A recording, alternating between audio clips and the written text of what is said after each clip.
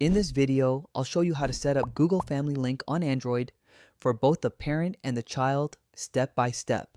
So let's get started. First, you need to install the Google Family Link app on the parent's device. Open the Google Play Store on the parent's phone, search for Google Family Link, and then install the app. Once the app is installed, open Google Family Link on the parent's phone. Now, tap the Continue button to sign in with your parent Google account.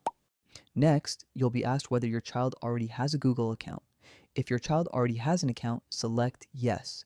If not, choose No and follow the instructions to create a Google account for your child. Now, take the child's phone and open Settings. Scroll down and tap on Google. Next, select All Services, then scroll down and find the Parental Controls option. Tap on Parental Controls and then tap Let's Do This.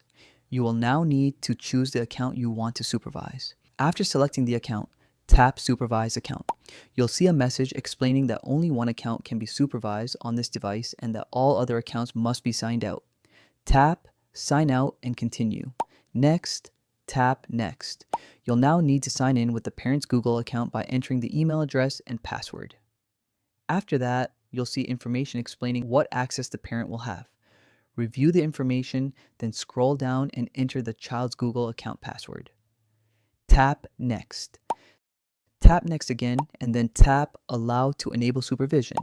You'll now see the parental control settings such as Google Play controls, filters for Google Chrome and Google Search. Go through each section and adjust the settings according to your preferences.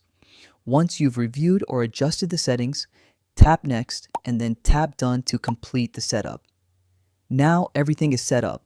The child's device will be managed through Google Family Link and you can monitor and control the settings anytime from the parent's phone. And that's it. If you found this video helpful, don't forget to like, subscribe, and turn on notifications for more easy tutorials. Thanks for watching, and I'll see you in the next video.